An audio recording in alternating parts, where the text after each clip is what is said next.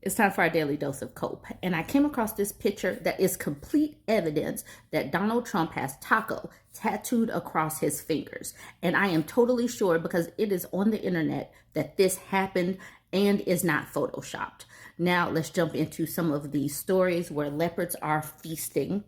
I'm going to start with this Reddit post titled "On the Subject of Texas Medicaid," and they use the flare, "How's that working out for you?" So let's jump into the post. This person says, "My boss is a single parent that does admittedly work hard for their kids, but they voted for Trump in 2024, and ever since they have been trying to convert me, as I'm pretty sure I'm the only employee in the office that voted for Harris. I've been having some run-ins with them since, but I'm usually able to shut it down or just walk away. Today I come in and they are complaining that all of their kids lost their Medicaid, and they don't understand why that happened since they've had no issues in the past. I genuinely could not hold back the eye roll that I gave the computer screen as I sat down and just didn't say anything. I'm still so pissed off, but I'm feeling some gratefulness that they are finally dealing with the consequences of their actions. They may act like groceries, gas, etc. aren't hitting them hard, but they can't deny all of their children have lost medical coverage they can't afford to pick up themselves. They also scammed their way into getting marketplace insurance that they were complaining about not being able to afford yesterday. I truly feel sorry for those kiddos, but I do not feel sorry for my boss at all. I have been so insanely frustrated at work with my coworkers sticking their heads in the sand, especially because I work in the medical field. This probably won't change their mind, but at least the effects of our small government state and presidential admin are finally hitting them harder and where it really hurts. I hope this is the right place to post this. I just had to share somewhere because I have been waiting for this moment since I realized who they would be voting for. I love it. It makes me so happy when they face some of the consequences of their actions. This chaos is killing me says, "Wow, that sucks. I would feel terrible if I had voted for someone who promised to do this and then it happened, because it's not their vote for Trump, it's all their votes for Republicans. The responsibility of rank and file Republican voters cannot be eclipsed by the real stupidity of voting for Trump." The OP says, "A very good point that no one in this building seems to want to vocalize. My boss doesn't vote in local elections. Who would have thought that not paying attention to local and state elections would result in something like this? You can choose to not do politics, but politics will do you. Politics will do you." And I mean that with the hand motions that I'm doing. All right, so now Special K Addict and the person that bought himself a president is not happy with what the product is putting out there. On Twitter, he says, "I'm sorry, but I just can't stand it anymore. This massive, outrageous, pork-filled congressional spending bill is a disgusting abomination. Shame on those who voted for it. You know you did wrong. You know it. Oh, y'all, the girls are fighting." I love it. I love the infighting between MAGA on MAGA. And he really thought that he bought him something, and now he is upset. And I am here for it. So this person at the bottom says, "Grok, what is he saying?" So Grok says the fiscal year 2025 congressional spending bill totals $1.6 trillion in discretionary spending, $895 billion for defense, $711 billion non-defense. Critics like Musk call it pork-filled due to funds for specific regions or industries like agriculture or pharma, suggesting waste. Supporters argue it funds essential services like defense, health, and infrastructure, preventing government shutdowns.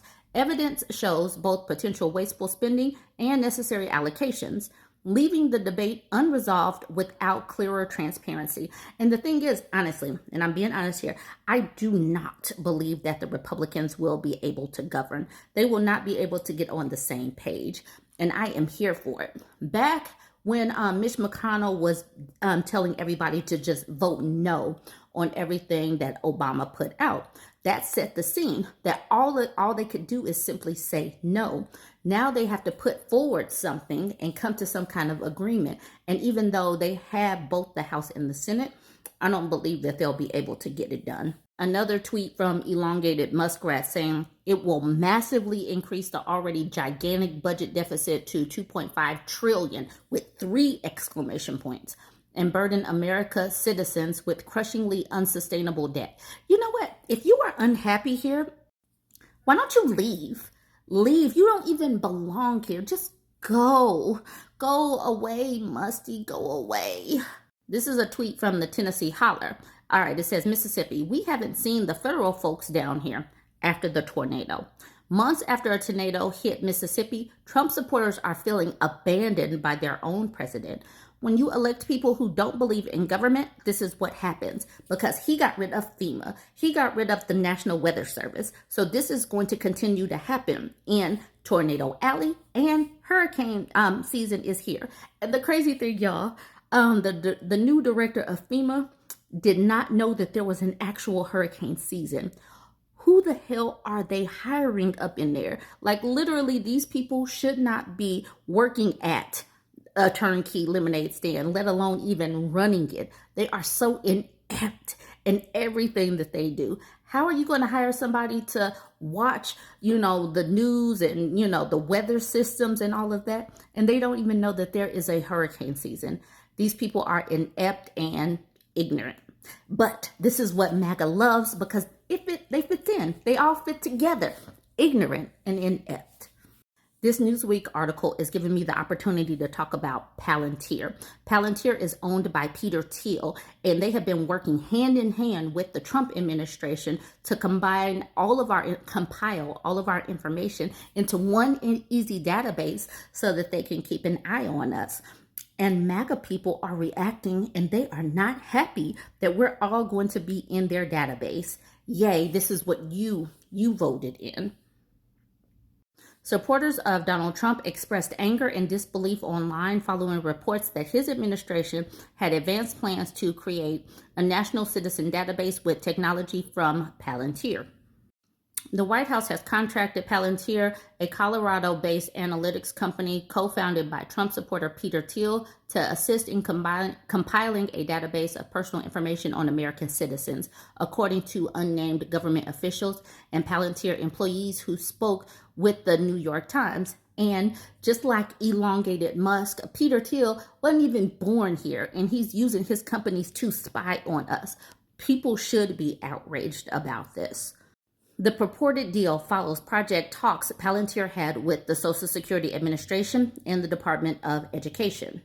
The reaction from Trump supporters reflected growing unease within conservative circles, indicating a rare rupture between the president and key segments of his constituency.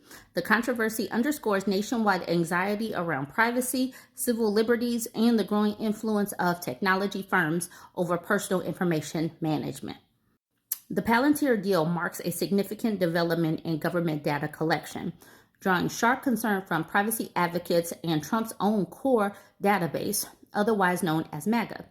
Detractors compared the centralized database effort to surveillance initiatives in authoritarian regimes. Duh! So those of us that have been calling this a fascist regime, are y'all starting to feel it now? We've been saying this. Numerous pro-Trump voices expressed dismay and feelings of betrayal across social media platforms like X. I've already read this tweet from the conservative voice. He says, the people are so quick to suggest that I flipped on Trump. No. I didn't flip on Trump. Trump flipped on us. I'm just not willing to continue living a lie. And I will tell you the unfortunate truth about it. The Patriot Voice wrote on X to his 150,000 followers. I said the conservative voice, I meant the Patriot Voice. The Hodge twins, popular conservatives and Trump supporters, have more than 3.3 million followers on X. In response to the New York Times report, they wrote on May 30th, hope this ain't true. Another post that day reads, don't know if this is true or not. I did not vote for this. You did vote for this. You voted for fascism. Nikki Fuentes, a far-right Trump supporter described as an America First white nationalist, called the association between the Trump administration and Palantir the ultimate betrayal of his own people, of the country, not just his own people. We're all getting surveilled. Anyways, I'm glad that they are feeling it too. I'm glad that they're seeing what they voted in, that they are responsible for this. And now we all get to suffer for it. Yay, go us.